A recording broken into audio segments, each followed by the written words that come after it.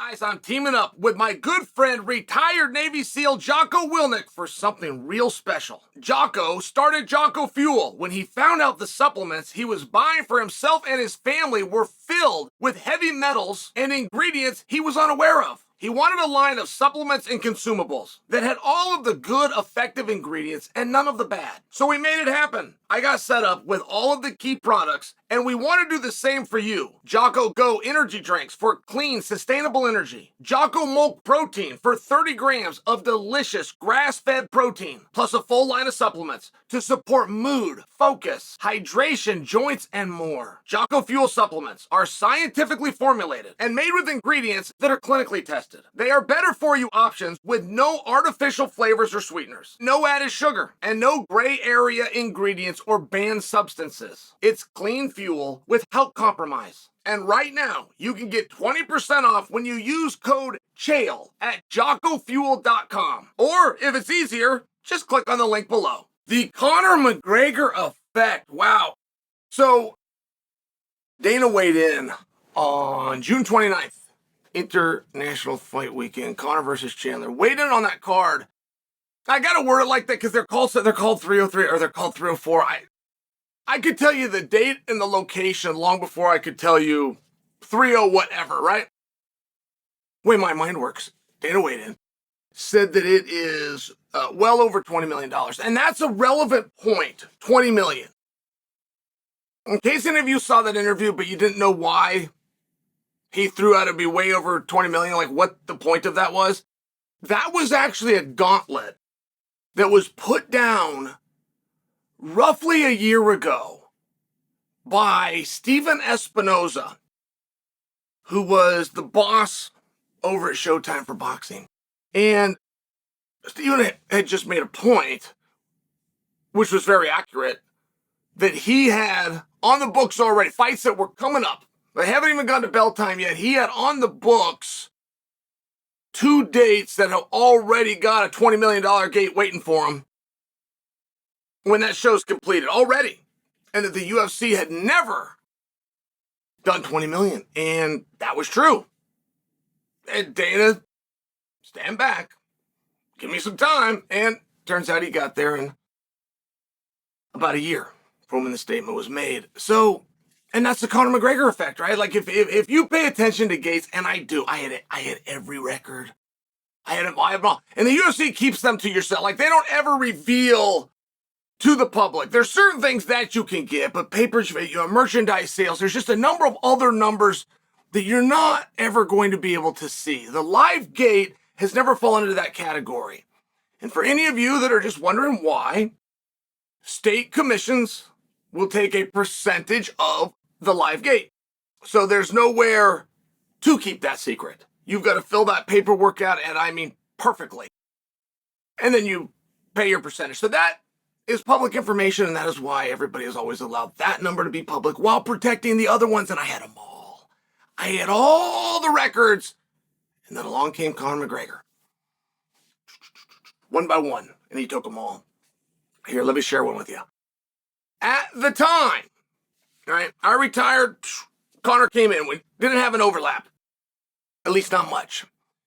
But I had the second. Okay, now there was a show that St. Pierre headlined 40,000 people, and it was Jake Shields, and it was in Canada. It was just such a one-off. 40,000 was such a unique one-off of a number. It was much like UFC 100, where it spiked off the page to the point, throw it out. When I tell the story, I am throwing those out. I had the live gate record, and it was 7.9 million. Ever. I had the live gate record. Ever. And it was 7.9 million. Guys, that wasn't that long ago. I mean, 2012 in the world of business wasn't that long ago. The all-time absolute number one they had ever gotten to. 2012, in that perspective, it just wasn't that long ago to understand that it's over 20 million, right? We don't know what that means, but let's kind of keep that word 20 million in mind. You're talking about, that's 7 million. That's like 130% off the top of my head, and we're not even done yet. That's just the bar that they said yes, that it had exceeded. That is remarkable. And in that regard, it's where I say that 2012, it just wasn't that long ago. And when you look at that 20 million, the next closest, I believe, was New York. I believe that was Conor versus Eddie. And that had a couple of things that you could not duplicate. For example, it was the first time the UFC had ever gone to New York. But they did 7.4 million. And there's another Conor event, and it's 7.2 million. And please don't think you have to correct me down. This is all off the top of my head, but I'm close. I'm very good at this, and I'm very close. But it's also Conor McGregor. And that's like where I talk about, I had all the records before Conor came. That's true. I could break them that are very private numbers. But I knew, and they meant something to me. But in that regard, I just had one. In each category to do a top 10, I just had one. Conor has them all in the category. Top 10 pay-per-views of all time, McGregor. He doesn't have all 10. And I can't remember which one he doesn't have.